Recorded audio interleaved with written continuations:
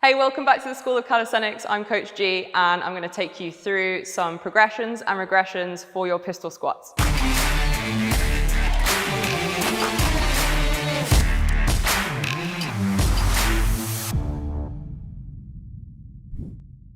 So we're going to go through the pistol squat and look at some progressions and ways to develop the ability to be able to do that pistol squat. So your pistol squat is obviously our single leg squat where we're going to take one leg up. I'm going to send my knee slightly forward as I sit down and reach ahead, and then from the bottom, stand back up, okay? So again, from the side, reach forwards into the bottom of the pistol and drive up to the top. So the first thing that we're going to look at is having a look at the bottom position in the base of the squat on its own. So we're going to sit down into a squat here. I'm going to have my knees tracking my toes rather than sitting out into this wide squat with my feet turned out. So my knees are tracking my toes and everything's pointing forwards. From there, what we're going to try and do is extend one leg forwards and see if we can hold that base position, take it back, and then try exactly the same on the other side. This is going to highlight any sort of mobility restrictions that you're going to feel potentially in your ankles or in your hips. So you may find as you do this movement, you get into the bottom and then you start to roll back and then come back forwards. You might have to use your hands to help assist with that and test the same on the other side. The other thing you can do whilst holding this position is hold a weight bias out in front of you, and that's going to help you get your weight into the right position from there. So again, this is going to test our ankle range as well as our hip positioning. Can we hold the base of the pistol squat? And if we can't do that just yet, we want to be working on our hip and ankle mobility. We're working through the squat progressions to help us in a means to get there. So that's the base position, just checking that out first before you progress into your pistol squat. So this next one is a single leg squat. And all we're going to do is from standing, pick one leg up and just have it close to the other leg.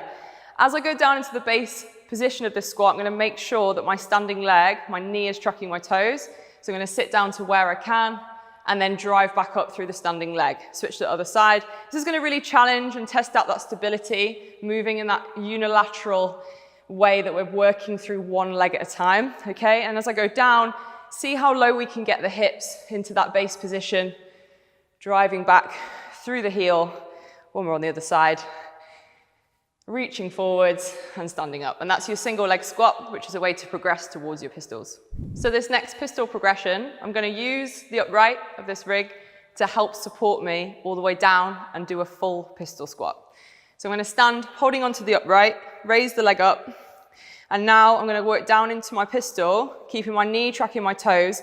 But notice I'm just tapping the rig. I'm trying to hold on as little as possible, get into that base position, drive through the heel, start to come up, and also, again, just tapping the rig as I come out of it, rather than pulling my way up the rig where I'm not actually using my leg to really do all that much. So again, raise one leg up.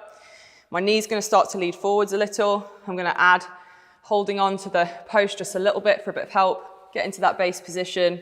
Again, drive out and just have that little bit of assistance to come back out of the bottom of my pistol.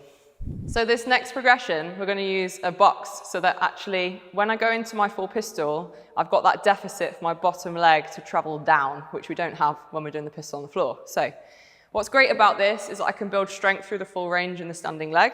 And all I'm going to do is stand side on, take one foot off the box, and then from here, again, leading with the standing leg, so the knee starts to travel forwards. This bottom leg has now got the positioning where it can come down deeper. I'm going to reach forward, hold that base position in my pistol, and now see, can I drive back up again? Standing all the way to the top.